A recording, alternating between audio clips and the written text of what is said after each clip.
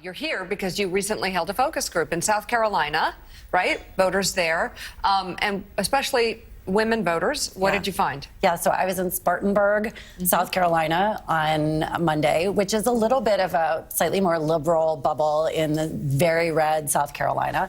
And we were there with a group called South Carolina Women Lead, which is an amazing group that trains women both to run for office and to, do public service. By the way, South Carolina, and I think this is really interesting in the Nikki Haley context, 49th in the nation for women's representation in government in the state of South Carolina. The only state that's worse is Mississippi. Wow. They are now the only state in the country with an all-male Supreme Court.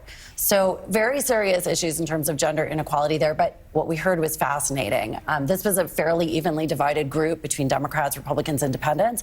And, their top issue, the top two issues, concern over democracy and abortion rights. And I was fascinated that democracy was so high up on the list. I mean, that's just incredible. We're seeing that reflected in some of our national polls also, where that's rising in concern. But here is what was so interesting, and I wanted to hear what you guys have to say.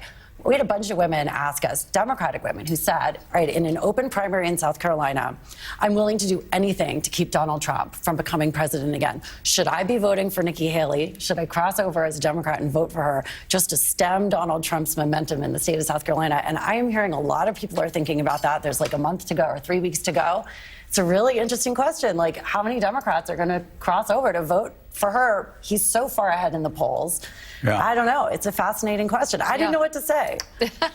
That is, I mean, what's more fascinating, at least to me, if we could put the numbers of the poll back up on the screen, guns, crime, and immigration, only 3%? Compared to state of democracy, abortion, only 3%? Yeah. What were these women's lives like? I thought it was really interesting. I mean, look, it's a small focus group. It's not a national poll, so, got to be fair there. But it was really interesting. I mean, this is a group of women that are really paying attention, that care a lot about what's happening in American politics, a lot of anxiety about Donald Trump, even among some of the Republicans in the room.